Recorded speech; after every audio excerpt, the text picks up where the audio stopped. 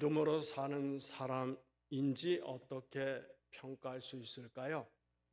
사실 사람은 살아가면서 변할 수 있기 때문에 살아있는 동안의 평가는 바뀔 수 있습니다.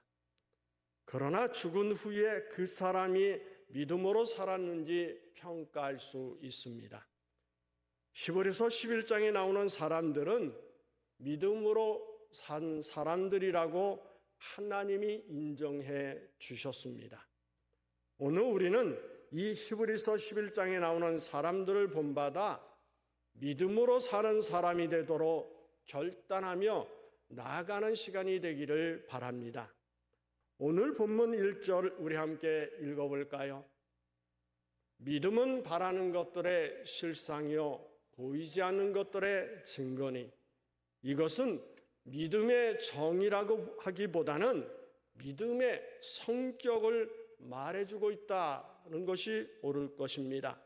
다시 말하면 믿음이라고 하는 것이 무엇인가 하는 것이 아니라 믿음이라고 하는 것은 바로 어떤 것인가 하는 것을 말하고 있다라고 볼 수 있습니다. 히브리서는 믿음이라고 하는 것이 얼마나 위대하고 믿음이라고 하는 것이 얼마나 탁월한 것이며 또 이 믿음이 얼마나 큰 역사를 이루고 있는가를 우리에게 가르쳐주고 있습니다. 히브리서 10장 38절은 이렇게 말합니다. 나의 의는 믿음으로 말미암아 살리라 이렇게 말합니다. 이 말씀은 신약 성경에 3번 나옵니다. 그러나 그 강조점이 조금씩 다른 것을 볼 수가 있습니다. 로마서 1장 17절에서는 의인의 원리에 대해서 말씀하고 있습니다. 그리고 갈라디아서 3장 11절에서는 이 의인의 원리와 율법의 원리를 비교하고 있는 것을 알 수가 있습니다. 그 다음으로 히브리서 10장 38절에서는 의인의 적용을 말하고 있습니다. 다시 말하면 믿음으로 살아가는 의인의 삶이라는 것이 어떤 것인가를 설명하고 있다고 볼 수 있습니다. 유대인의 유명한 랍비 가운데 시말리아라고 하는 사람이 말을 했습니다. 주의 백성들이 어떻게 살아가야 하는가를 가르쳐주기 위해서 주님은 구약 성경에 613개의 계명을 주셨습니다. 그 중에 365개는 무엇을 하지 말아라 라고 말씀하고 있고 248개는 무엇을 하라고 하는 것입니다. 이렇게 613개의 계명은 주님의 사람들이 살아갈 삶의 규범이다라고 하는 것입니다. 그러면서 이야기하기를 이것을 더 함축성 있게 줄여서 모세에게 말씀하셨는데 그것이 바로 십계명입니다라고 이야기를 했습니다. 이렇게 구약을 보면 이사야는 이것을 6개로 요약해서 이야기를 합니다. 그리고 미가라고 하는 사람은 다시 3개의 교훈으로 요약해서 이야기를 합니다.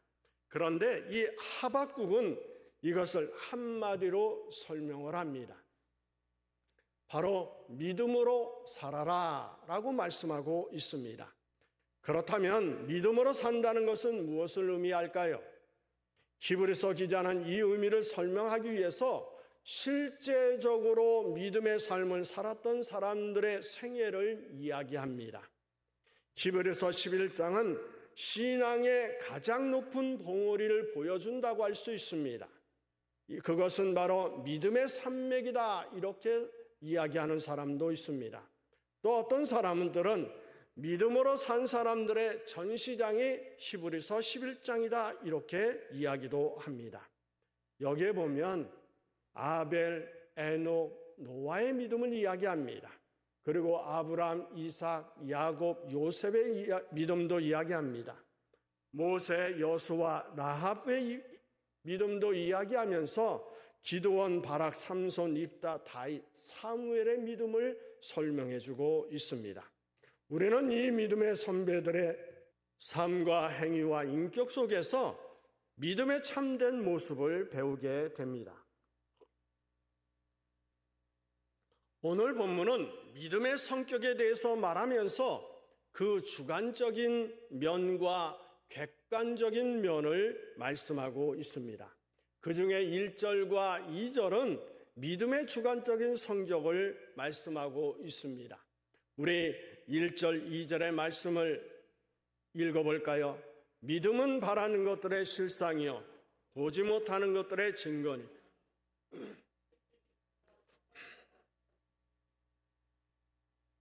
히브리서를 쓴 저자는 믿음의 주관적인 성격을 세 마디로 요약해서 이야기를 합니다.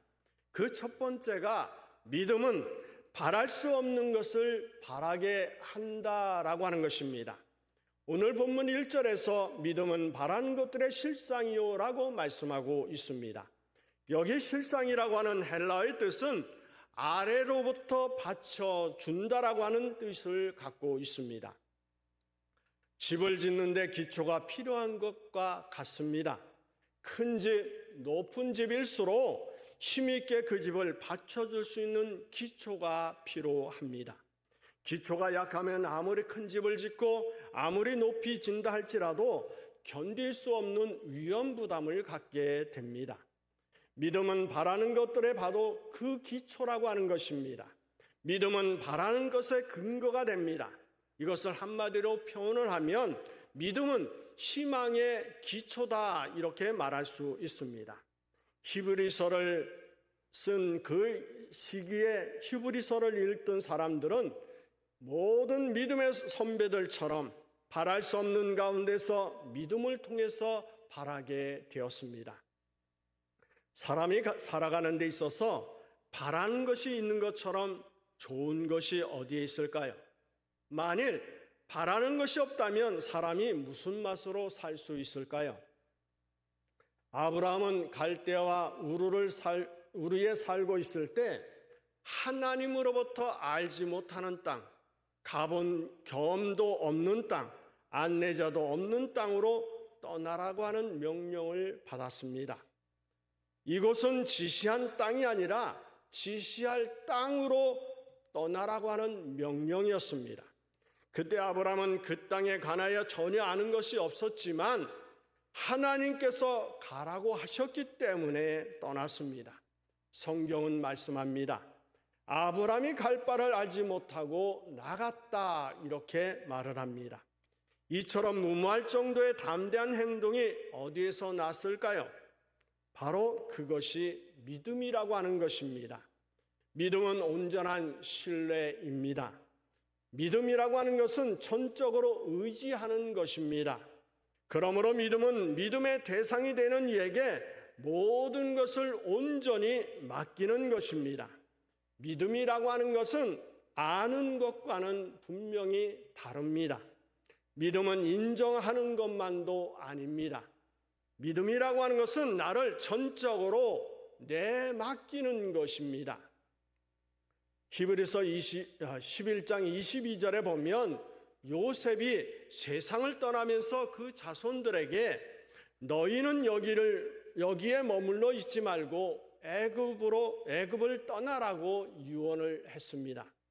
그때까지 요셉과 그 후손들의 생활 터전이 이 애굽이었습니다. 그리고 요셉은 사실 그 땅에서 성공을 했습니다.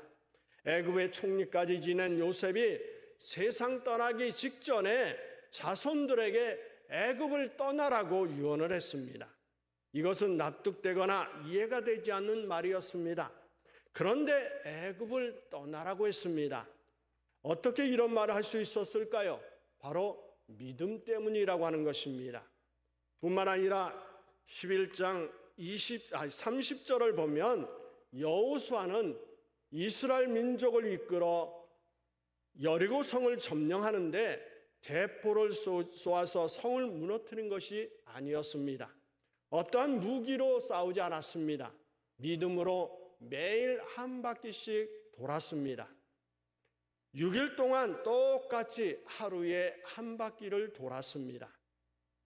그러나 성은 아주 작은 조짐도 보이지 않았습니다. 돌 하나 떨어지고 오는 것을 보지 못했습니다. 그렇지만 믿음으로 하나님께서 말씀하신 대로 매일 한 바퀴 여리고를 돌았습니다. 그리고 마지막 날인 7번째 되는 날에는 7바퀴를 돌게 되었습니다.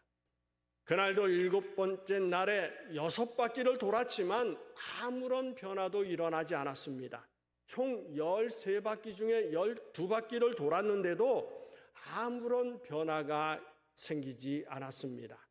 총 13바퀴 중에 그렇게 많은 시간을 투자했지만 아무런 변화도 없었습니다.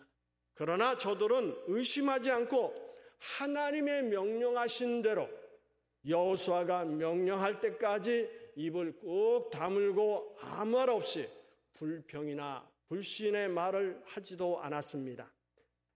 13바퀴를 거의 다 돌았을 때도 아무런 일이 나타나지 않았습니다. 그런데 마지막 바퀴를 다 도는 순간 제사장들이 나팔을 불 때 여호수아가 명령합니다. 소리치십시오. 이 말을 듣고 백성이 큰 소리를 질렀습니다. 이때 성벽이 무너져 내렸습니다. 어느 성경학자가 이렇게 말했습니다. 마지막 7째 날의 최후의 함성. 그들이 하나님의 명령을 다 이행한 후에 외친 최후의 함성은 하나님, 주께서 명하신 것을 다 행했습니다. 이제는 하나님이 역사하실 차례입니다. 하나님이 하실 줄 믿습니다. 하면서 외친 함성이고 믿음의 외침이고 믿음의 아우성이었다라고 표현을 했습니다. 다시 말하면 이스라엘 백성의 외침이 여리고 성을 무너뜨린 것이 아니라 저들의 믿음이 성을 무너뜨린 것이라고 하는 사실입니다. 그래서 30절은 말합니다. 믿음으로 7일 동안 여리고를 도니 성이 무너졌으며 라고 말씀하고 있습니다. 여호수아와 그 백성이 여리고성을 돌고 돌았는데 이것도 바랄 수 없는 사건이었습니다. 여리고성을 돈다고 그것이 무너질까요? 그럼에도 불구하고 말씀에 순종하여 돌고 또 돌았습니다. 그들은 하나님의 말씀을 믿었기 때문이었습니다. 그들의 믿음은 바랄 수 없는 것을 바라는 것이었습니다. 두 번째 믿음은 볼 수 없는 것을 보게 합니다. 1절에 보면 믿음은 보지 못하는 것의 증거라고 말씀하고 있습니다. 증거라는 말은 확신이라고 하는 뜻입니다. 믿음은 보지 못하는 것들의 내적인 확신이라고 하는 것입니다. 하나님이 노아에게 앞으로 홍수 심판이 내려서 하나님의 진노가 임할 것을 예언했을 때에 노아는 아무런 징조도 볼 수 없었습니다. 하늘은 구름 한 점 없이 푸르르기만 했습니다. 그런데 노아는 방주를 짓기 시작했습니다. 다른 사람들은 노아를 보고 미친 거 아니야? 정신 나간 거 아니야? 하고 소곤거렸습니다. 그러나 노아는 믿음의 눈을 통해서 비가 내리고 온 땅에 물이 잠기는 것을 보았습니다. 그리고 27절에 보면 믿음으로 애굽을 떠나 임금의 노함을 무서워 아니하고 곧 보이지 않은 자를 보는 것 같이 하여 참았으며 라고 말씀하고 있습니다. 이 말은 모세가 바로 왕과 대결할 때 두려워하지 않은 이유를 이야기합니다. 그게 어디서 있을까요? 보이지 않는 자를 보이는 것 같이 했기 때문이라고 하는 것입니다. 모세는 바로의 군대를 본 것이 아니라 보이지 않는 하나님을 믿음의 눈으로 하나님을 바라보았습니다. 뿐만 아니라 기생라합은 이스라엘 간첩을 숨겼습니다. 이것을 따지고 보면 민족적 반역 행위였습니다. 간첩을 숨겼다는 사실이 적발되면 그와 온 가족은 처형을 당하는 것은 당연한 일이었습니다. 그런 상황에서도 감히 라합이 그렇게 할 수 있었던 이유는 이미 라합은 여리고 성이 하나님의 전능하신 통치 안에 들어간 것을 믿음의 눈으로 보았기 때문이었습니다. 여러분, 믿음은 볼 수 없는 것을 볼 수 있게 합니다. 그런데 세상 사람들은 보아야 믿겠다라고 말을 합니다. 그래서 전도하다 보면 자꾸 보여달라고 이야기를 합니다. 그러나 신앙의 공식은 그렇지 않습니다. 성경은 보는 것이 믿는 것이라고 말하지 않고 믿는 것이 보는 것이다 라고 말씀하고 있습니다. 요한복음 11장 40절에서 예수님이 나사렛 무덤 앞에서 하신 말씀이 내가 믿으면 하나님의 영광을 보리라고 말씀하셨습니다. 사도 바울은 고린도후서 5장 7절에서 말합니다. 이는 우리가 믿음으로 행하고 보는 것으로 행하지 아니함이로다 이렇게 얘기했습니다. 그러므로 신앙의 발걸음은 믿음으로 걷는 것이지 보는 것으로 걷는 것이 아닙니다. 여러분은 모든 일을 육신의 눈을 통해서 보려고 하지 마시고 믿음의 눈을 통해서 보려고 하시기를 바랍니다. 모세가 보낸 12사람의 정탐꾼이 약속의 땅 가나안에 들어가서 40일 동안 돌아다니고 와서 보고하는 것이 왜 그렇게 달랐을까요? 절망적인 보고를 한 10사람은 육신의 눈, 세상의 눈, 현실의 눈으로만 보았습니다. 그렇기 때문에 견고한 성과 또한 키가 큰 안악자손만 보고 낙심했습니다. 여호수아와 갈렙은 그것만 본 것이 아니라 믿음의 눈으로 하나님의 약속을 보았습니다. 그러므로 현실의 눈으로 본 사람은 안악자손은 거인이요 우리는 메뚜기라고 말을 했습니다. 그러나 믿음의 눈으로 본 여호수아는 저들을 지키던 신은 떠났고 저희는 우리의 밥이다라고 말을 했습니다. 무슨 차이일까요? 환경과 조건의 차이일까요? 아닙니다. 믿음 없는 눈으로 본 것과 믿음의 눈으로 본 것의 차이라고 볼 수가 있습니다. 만일 히브리서 11장에 나타난 사람들이 눈으로 보는 것에만 의지하고 살았다면 어떻게 되었을까요? 노아가 맑은 하늘만 봤다면 방주를 만들었을까요? 아브라함이 가도 끝없는 벌판만 보았다면 가나안 땅에 도착할 수 있었을까요? 여호수아가 견고한 여리고 성곽만 보았다면 그 성을 돌 믿음이 있었을까요? 보이는 것들은 우리를 실망시킬 때가 많습니다. 눈으로 보는 것은 우리를 좌절시킵니다. 그러나 믿음의 눈을 떠서 하나님의 계획을 볼 때 우리는 눈으로 볼 수 없는 것을 보게 됩니다.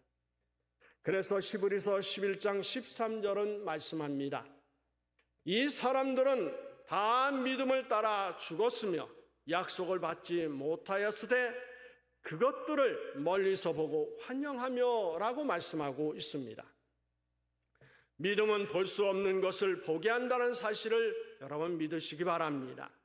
세 번째, 믿음은 할 수 없는 것을 하게 합니다. 오늘 본문 2절에 선진들이 이로써 증거를 얻었느니라고 말씀하고 있습니다. 우리 믿음의 선배들이 믿음으로 증거를 얻었다라고 말씀하고 있는 것입니다. 여기 증거라고 하는 말의 헬라어의 뜻은 법적인 증거를 이야기하는 것입니다. 다시 말하면 틀림없이 확실한 것을 말한다라고 하는 것입니다. 심증이 아니라 물증이라고 하는 것입니다. 히브리서 11장에서는 이 증거라고 하는 말이 계속 나오는 것을 볼 수가 있습니다. 아벨이 믿음으로 제사를 드림으로 하나님이 그 제사를 받으셨다라고 하는 그것이 증거다라고 이야기합니다. 에녹은 믿음으로 하나님과 동행함으로 하나님을 기쁘시게 하는 자라고 하는 증거를 받았다라고 이야기합니다. 노아가 믿음으로 방주를 지었더니 홍수 심판에서 구원을 받았습니다. 바로 이것이 증거라고 하는 것입니다. 또한 아브라함이 믿음으로 갈 바를 알지 못하고 떠날 때에 마침내 약속의 땅에 들어가게 되었습니다. 이것이 아브라함이 받은 증거라고 하는 것입니다. 요셉은 믿음으로 유언을 했습니다. 그랬더니 그 후손들이 가나안 땅에 돌아가게 되었습니다. 모세의 부모는 어떻을까요? 믿음으로 모세를 길렀습니다. 그랬더니 그 아들이 장차 이스라엘 민족을 애굽 땅에서 인도하여 낸 출애굽의 주인공이 되는 증거가 되었습니다. 모세는 믿음으로 백성을 인도해서 마침내 그 백성을 애굽의 사슬에서 해방시켰습니다. 이렇게 증거를 받았습니다. 아까도 이야기한 여호수아는 어떻을까요? 이스라엘 백성과 함께 믿음으로 여리고 성을 돌았습니다. 그래서 그 성이 무너지는 증거를 얻게 되었습니다. 나합이라고 하는 사람은 믿음으로 정탐꾼을 맞이해서 여리고 성이 무너지고 점령당할 때 구원을 받았습니다. 이 모든 사람들이 받은 증거는 분명한 것입니다. 믿음이란 할 수 없는 것을 할 수 있게 하는 것입니다. 그러므로 믿음은 놀라운 증거를 가져옵니다. 믿음은 위대한 업적을 성취하게 만들어 줍니다. 이것이 믿음의 주관적인 성격이라고 볼 수 있습니다. 그렇다면 믿음의 객관적인 성격은 무엇일까요? 사실 믿음의 객관적인 성격은 주관적인 성격보다 더 중요하다고 볼 수가 있습니다. 객관성이 없는 믿음은 자칫하면 신념과 혼동될 수가 있습니다. 신앙과 신념은 분명히 다릅니다. 신앙은 하나님을 믿는 것이고 신념은 자기를 믿는 것입니다. 객관적인 분명한 대상에 있는 것이 신앙입니다. 우리는 아무 것이나 믿는 것이 아닙니다. 그래서 3절에서는 믿음은 하나님의 말씀에 기초를 두고 있다라고 말하고 있습니다. 이 믿음은 우리의 삶을 바꿉니다. 이 믿음은 우리를 모험을 갖게 만들어 줍니다. 이 믿음은 상상할 수 없는 놀라운 결과 속으로 우리를 인도해 준다라고 하는 사실입니다. 여기서 우리는 믿음의 삶을 어떻게 살아야 할지 알아야 합니다. 그러려면 4가지를 기억해야 합니다. 말씀하신다, 듣는다, 믿는다, 행동한다입니다. 하나님이 말씀하십니다. 우리는 듣습니다. 그리고 우리는 믿습니다. 따라서 우리는 행동합니다. 우리 믿음의 선배들은 이 4가지를 가지고 살았다라고 볼 수 있습니다. 그런데 중요한 것이 뭘까요? 하나님이 말씀하신다는 것입니다. 우리는 어떤 환경이나 문제가 있을 때 하나님께서 어떻게 말씀하시는가를 들어야 합니다. 우리는 하나님의 뜻을 알기 위해 늘 성경을 읽어야 합니다. 그리고 성령의 인도를 받기 위해서 기도해야 합니다. 그러면 하나님의 말씀이 들려옵니다. 여러분, 이 하나님의 말씀을 들으시길 바랍니다. 들려오는 말씀을 믿음으로 붙들고 행동으로 시작하면 성이 무너지고 또 바다가 갈라지는 역사가 우리의 삶에도 일어납니다. 우리 믿음의 조상들이 믿음으로 살았고 증거를 얻었습니다. 여러분도 이러한 증거를 받으면서 믿음으로 사는 사람이 되기를 예수의 이름으로 축원합니다.